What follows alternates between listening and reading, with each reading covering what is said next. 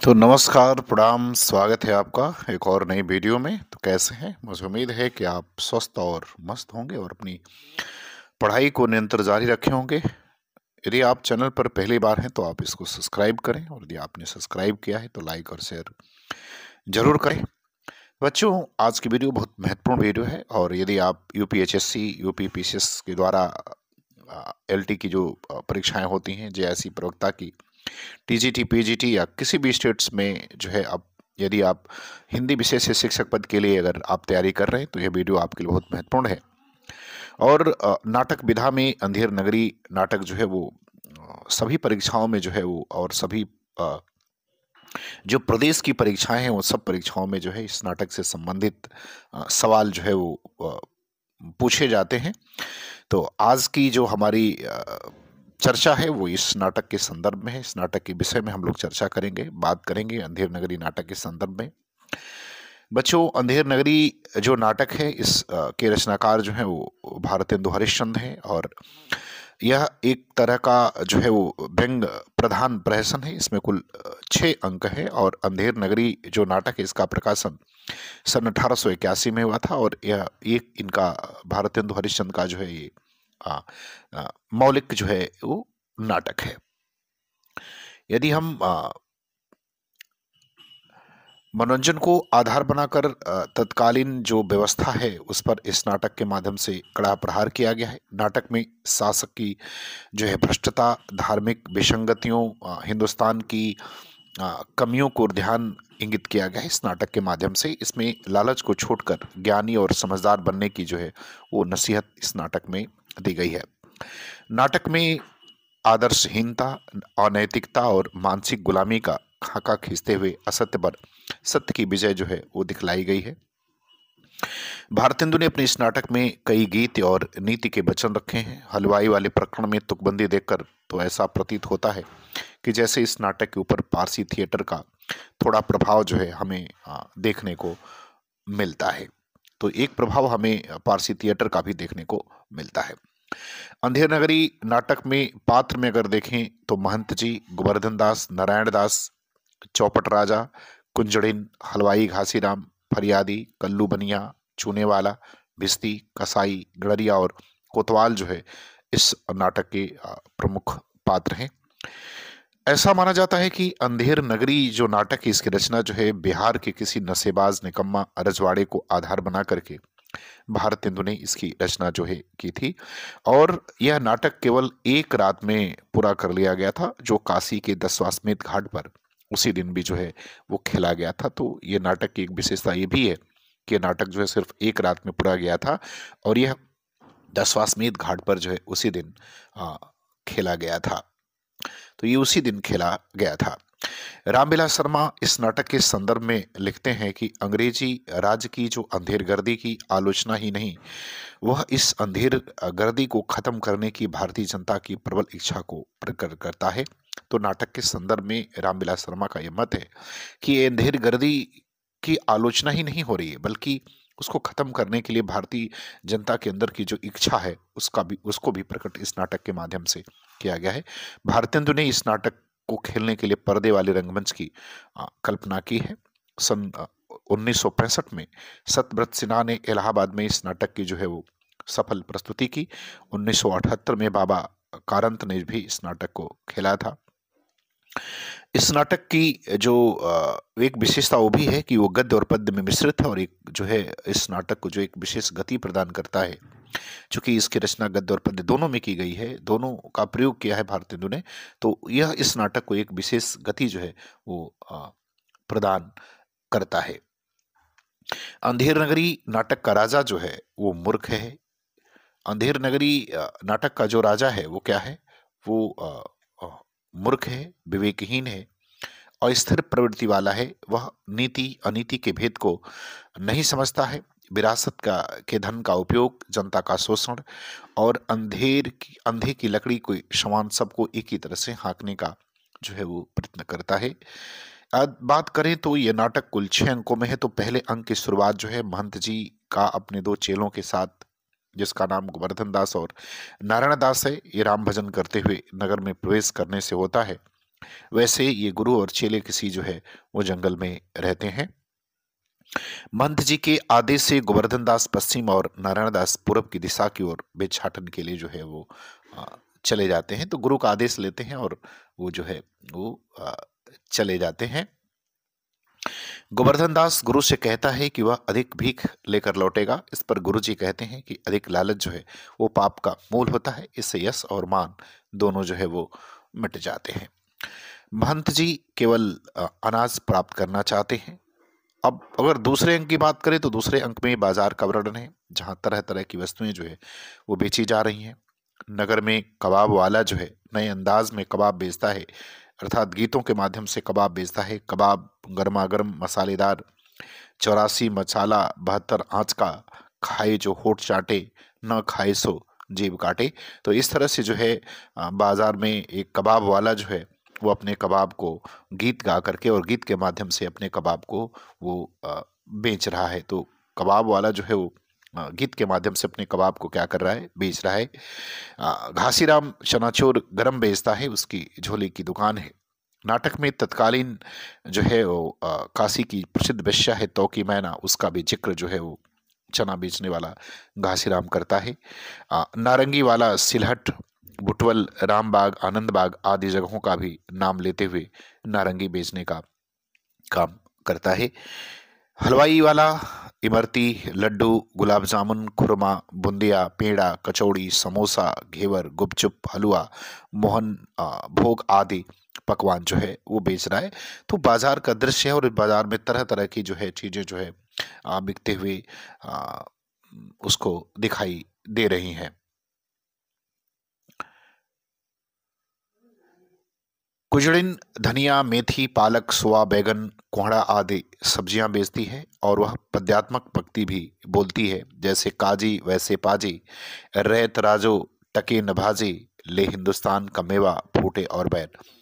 तो जितने इसमें कैरेक्टर हैं, जितने पात्र हैं जो बाजार में हैं, वो अलग अलग तरीके से अपने सामान को बेचने की जो है वो कोशिश करते हैं। कोई मुगल व्यवसायी पिस्ता, अखरोट, अनार, बिहीदाना, मुनक्का, किशमिश, अंजीर आदि फल और मेवा जो है वो बेचता है।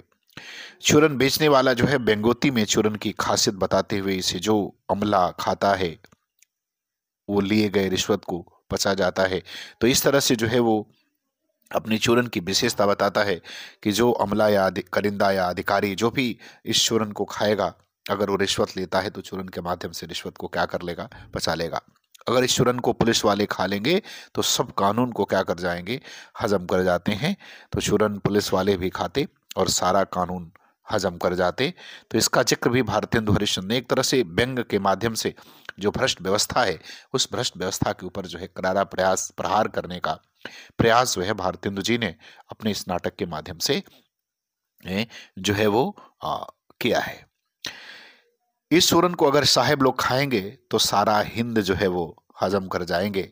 जात वाला ब्राह्मण 1 टके में जात बेचता है, जात बेचता है। वो ब्राह्मण को धोबी, धोबी को ब्राह्मण, ब्राह्मण को मुसलमान बनाने की बात करता है।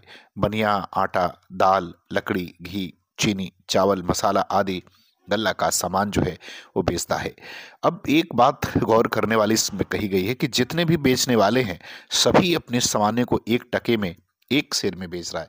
तो जितने लोग इसमें बेचने वाले हैं सब लोग जो है अपने सामान को 1 टके में 1 सेर में जो है वो 1 टके में 1 सेर बेच रहा है। मतलब 1 टका पैसा दीजिए और 1 सेर जो है उस सामान ले, कुछ भी ले लीजिए। आपको लकड़ी लेना हो, आटा लेना हो, दाल लेना हो, चीनी लेना हो, रसगुल्ला लेना हो, कुछ भी लेना हो, तो आप जो है 1 टका दीजिए और 1 सेर जो है वो ले लीजिए। आगे अगर हम देखें इस नाटक के बारे में तो गोवर्धन दास बनिया, कुजड़िन, हलवाई सभी के पास जाता है। तो जो गोवर्धन दास है वो सबके पास जो है वो जाता है और सभी टके में 1 सेर का हर सामान जो है वो बताते हैं। तो सभी लोग ये बताते हैं कि 1 टका दीजिए और 1 सेर लीजिए। गोवर्धन दास के पूछने पर कि हलवाई से पूछने पर कि इस नगर का नाम क्या है, तो वो कहता है कि इस नगर का नाम अंधेर नगरी है और यहाँ के राजा का नाम चौपट राजा है। और तब गोवर्धन दास बड़ा आनंदित होता है और आनंदित होकर के गाता है कि अंधेर नगरी, चौपट राजा, टका सिर भाजी, टका सिर खाजा। गोवर्धन दास भिक्षा में 7 पैसे लाता है और उसी से 3.5 सेर जो है वो मिठाई खरीदता है। तो गोवर्धन दास की तो बल्ले बल्ले है कि जो है 7 पैसे लाता है और 3.5 सेर जो है वो मिठाई खरीदता है। तो 3.5 सेर मिठाई खरीद लेता है, अब खरीद के तो खाएगा ही। तीसरे अंक के शुरुआत में जो है वो जंगल का दृश्य है। महंत जी और नारायण दास राम भजो गीत गा रहे हैं, तो गोवर्धन दास अंधेर नगरी गीत गाते हुए वो आता है। महंत जी को अंधेर नगरी में सभी चीजें टके सिर मिलने की सूचना पहले नारायण दास देता है। तो सवाल ये पूछ लेता है कभी कभी कि टके सिर वाली बात सबसे पहले महंत जी को कौन बताता है? तो नारायण दास बताता है। महंत जी अपने साधु शिष्यों से कहते हैं कि जहां टके सिर भाजी और टके सिर खाजा मिल रहा हो, ऐसी नगरी में रहना उचित नहीं है। तो कहते हैं कि जहां सब चीजों के सब सामानों के दाम एक तरह के हो, उस नगर में रहना ठीक नहीं है। महंत जी के कहने पर भी गोवर्धन दास उस नगर को छोड़ करके नहीं जाता है। तो नारायण दास तो उनके साथ चला जाता है, लेकिन गोवर्धन दास जो है उस नगर को छोड़ करके नहीं जाता है, क्योंकि उसे लगता है कि हाँ, कम पैसे भिक्षा भी मिलेगी तो उतने में हमें खाने को भी क्या होगा, वो मिल जाएगा। चलिए, तो बात हम लोग करते हैं आगे वाली पंक्ति की। आगे वाली पंक्ति में क्या कह रहा है? कह रहा है कि महंत जी गोवर्धन दास पर संभावित संकट को महसूस करते हुए कहते हैं कि जब कभी भी संकट पड़े तो मेरा क्या कर लेना, मेरा स्मरण जो है तुम जरूर कर लेंगे ना, मुझे याद जरूर करना अगर कभी भी तुम्हें संकट लगे। चौथे अंक की शुरुआत राजसभा से होती है, जहां राजा, मंत्री और नौकर लोग यथास्थान जो है वो स्थित हैं। राजा एक सेवक के पान खाइए महाराज शब्द को सुपनखा आई है सुन लेता है। अब राजा भी एक तरह से विवेकहीन है। सेवक कहता है कि पान खाइए तो उसे सुनाई देता है कि सुपनखा आई है, समझ लेता है, और फिर वस्तु स्थिति स्पष्ट होने पर अब फिर बाद में यह स्पष्ट होता है कि नहीं, सुपनखा नहीं आई है बल्कि पान खाइए कह रहा था। तो कहता है कि इसको 100 कोड़े लगा दो। लगाओ भाई, उसकी क्या गलती है? आपको सुनाई नहीं दे रहा है, लेकिन भाई अब राजा है तो राजा है। मंत्री के कहने पर कि यह इसका नहीं, तमोली का दोष है, वह न पान लगा कर देता और ना ये सेवक बोलता। अब मंत्री कहता है कि देखो भाई, दोस्त तो इसका है नहीं, दोस्त तो उसका है जिसने पान इसको लगा करके दिया। अब राजा तमोली को 200 कोड़े लगाने का क्या दे देता है, आदेश देता है। कहते कि भाई इसको जाओ, अब उसको क्या करो, उसको 200 कोड़े लगाओ। तो उसको 200 कोड़े लगाने का जो है राजा क्या करता है, उसको आदेश दे देता है। मंत्री यह साबित कर देता है कि राजा, सेवक और तमोली को न मिलकर शूर्पणखा को मिलना चाहिए। भाई शूर्पणखा को मिलना चाहिए, अब सेवक को और तमोली को नहीं मिलना चाहिए। तभी राजा के पास एक फरियाद आता है, जिसकी बकरी कल्लू बनिया की दीवार गिरने से दबकर मर गई है। अब ये सब प्रसंग चल ही रहे होता है, तभी जो है कल्लू बनिया की दीवार गिरने से बकरी मर जाती है। एक फरियादी आता है। राजा अपनी मूर्खता का परिचय देते हुए दीवार को गिरफ्तार करने का आदेश देता है। अब बताओ भाई, दीवार को गिरफ्तार कोई कैसे कर सकता है, जो संभव नहीं है। अंत में राजा, उससे जुड़े बनिया, कारीगर, चूना बनाने वाला, भिस्ती, कसाई, गड़रिया और कोतवाल सभी को एक एक करके उपस्थित किया जाता है, और सभी अपना दोष एक दूसरे के माथे पर जो है वो मरते हुए चले जाते हैं कि नहीं महाराज, मेरा दोष नहीं है, इसका दोष है, मेरा दोष नहीं है। मूर्ख राजा अंत में नगर कोतवाल को फांसी की सजा सुना देता है। तो जो कोतवाल है उसको फांसी की सजा सुनाई दी जाती है। वस्तुतः अविवेकी चौपट राजा न तो शिकायतकर्ता की समस्या को समझता है, ना कोई न्याय करता है, ना अपराधी को दंडित करता है, बल्कि एक निरपराधी को मौत की सजा सुना देता है। अब यहीं से 5वें अंक की शुरुआत होती है। अरण्य में गोवर्धन दास गाते हुए आने से होता है। गोवर्धन दास अंधेर नगरी में टके सिर भाव की मिठाई खा करके मोटा हो गया है, और राज की अव्यवस्था का वर्णन करते हुए जो है वो गाना गाते हुए अरण्य में क्या करता है, अरण्य में प्रवेश करता है। अंधेर नगरी में हर रोग अन्याय का बोलबाला है। यहाँ गाय बकरी में कोई अंतर नहीं है। तो जब नाम ही अंधेर नगरी है तो किसी में कोई अंतर नहीं है। इस नगरी के लोगों में विवेकहीनता यहाँ तक पहुंच गई है कि वेश्या और पत्नी, इन दोनों को एक समान जो है समझा जाता है। इन दोनों के बीच में कोई अंतर समझा नहीं जाता। गोवर्धन दास इस नगरी में इसलिए खुश है क्योंकि उसे खाने को खूब मिल रहा है, और खाते खाते मोटा भी हो गया। गोवर्धन दास को 4 प्यादा सिपाही पकड़कर राजा के पास फांसी के लिए लेकर जाते हैं। तभी जो है गोवर्धन दास के पास एक विपत्ति यह आती है कि उसको पकड़ लिया जाता है, और राजा के पास जो है उसको फांसी के लिए ले जाया जाता है। अब गोवर्धन दास के पूछने पर कि मेरी क्या गलती है, भाई ये पकड़ा गए तो पूछो क्या गलती है, तो प्यादा कहता है कि आपकी कोई गलती नहीं है, फांसी कोतवाल को होना था किंतु फंदा बड़े आकार का बन गया, और जबकि पतला दुबला आदमी है कौन, कोतवाल, और तुम मोटे हो और फंदा तुम्हारे गले में आ जाएगा, इसलिए फांसी जो है तुम्हें हो जाएगी। अब चूंकि अंधेर नगरी है तो कुछ भी हो सकता है। 5वें अंक में रोता हुआ चिल्लाता हुआ गोवर्धन सिपाही के साथ जाता है, तभी वो अपने गुरु को याद करता है, चूंकि गुरु ने कहा था कि जब कभी कोई संकट हो तो मुझे याद करना, तो वो गुरु को याद करता है। 6ठे अंक की शुरुआत जो है वो शमशान से होती है, जहां गोवर्धन दास के पकड़े हुए 4 सिपाहियों का प्रवेश होता है और उसे फांसी देने हेतु शमशान जो है वो ले जाया जाता है। तो शमशान का दृश्य है। गुरु महंत जी वहां उपस्थित हो एक चाल चलते हैं, वे नारायण दास के कानों में कुछ कहते हैं। इसके बाद गुरु और चेला में फांसी पर चढ़ने के लिए होड़ लगती है। असल में गुरु का कहना है कि इस समय की साइट बड़ी अच्छी है और जो भी फांसी पर चढ़ेगा वो सीधे सीधे कहाँ चला जाएगा, स्वर्ग चला जाएगा। नाटक में हम पाते हैं कि महंत के फांसी पर चढ़कर स्वर्ग जाने की बात सुनकर के कोतवाल और मंत्री दोनों फांसी पर चढ़ना चाहते हैं। मूर्ख राजा यह कहते हुए फांसी के फंदे तक पहुंच जाता है कि राजा के जीवित रहते फांसी पर पहले कौन चढ़ सकता है, अरे मैं राजा हूं तो मैं पहले फांसी पर चढ़ूंगा। राजा चूंकि है क्या, तो राजा पूरी तरह से विवेकहीन है, विवेक तो है नहीं उसके पास। वस्तुतः अंधेर नगरी नाटक में भारतेंदु जी ने हास्य व्यंग के द्वारा विवेक शून्य राजा के माध्यम से तत्कालीन परिस्थितियों को व्यंजित नहीं किया, बल्कि उससे प्रभावित शासक, प्रजा, सामान्य आदमी आदि सभी को मूलहीन चेतना को यथार्थ रूप में प्रकट करने का प्रयास जो है वो क्या है। भारतेंदु जी ने अपने इस नाटक में मुहावरे, लोकोक्तियों का भी सहज और स्वाभाविक प्रयोग जो है किया है। जैसे खाए सो होठ चाटे, न खाए सो जेब काटे, किया दांत सभी का खट्टा, जिनके पेट पचो नहीं बात, अंग्रेजों का भी दांत खट्टा, पांव चढ़ाकर सिपाहियों आदि। इस तरह के जो है लोकोक्ति और मुहावरों का भी प्रयोग भारतेंदु जी ने अपने इस नाटक में जो है वो किया है।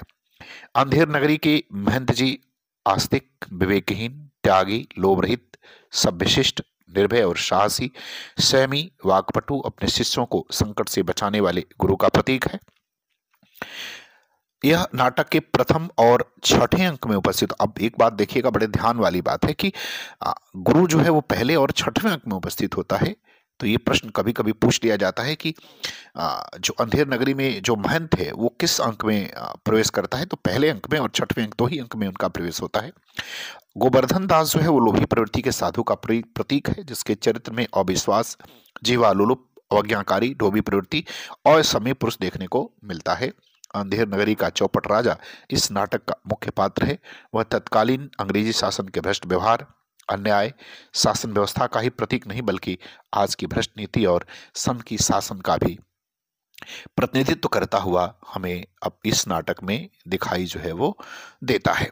इस नाटक के चौपट राजा एक विवेकहीन, नशेबाज, अव्यवहारिक, निर्णयहीन, शिष्य, डरपोक, अविश्वासी और सन की राजा के रूप में चित्रित हुआ है। तो भारतेंदु जी ने जो है इस तरह से एक राजा को चित्रित किया है। अंधेर नगरी नाटक में भारतेंदु जी ने तत्कालीन नारी की दुर्दशा के बहाने आज की नारी की त्रासदी का भी जिक्र जो है किया है। आवारा लोग आज भी जो युवतियां हैं इस पर बुरी दृष्टि डालते हैं और पैसे का लोभ दिखाकर अपने जाल में उनको क्या करते हैं, फंसा लेते हैं। समाज में नारी की असहता का बोध भी कराने वाली इस पंक्ति को गाते हुए सुना जा सकता है कि मछरिया 1 टके के बिकाए, लाख टका के वाला जो बना, गाहक सब ललचाए, नयन मछरिया रूप जाल में देखत ही फंस जाए। तो इस तरह से भारतेंदु हरिश्चंद्र ने जो है वो एक अविवेक, अव्यवहारिक और निर्णयहीन, डरपोक और विश्वासी राजा के माध्यम से तत्कालीन व्यवस्था पर जो है वो करारा जो है वो व्यंग किया है। तो बच्चों, मुझे उम्मीद है कि वीडियो आपको अच्छी लगेगी, और आपको अच्छी लगी तो आप कमेंट जरूर करिएगा, ताकि मैं इसका जो दूसरा भाग है, जो इससे संबंधित महत्वपूर्ण प्रश्न है और कथन है, वो मैं आपको लेकर के आऊं। तब तक के लिए धन्यवाद।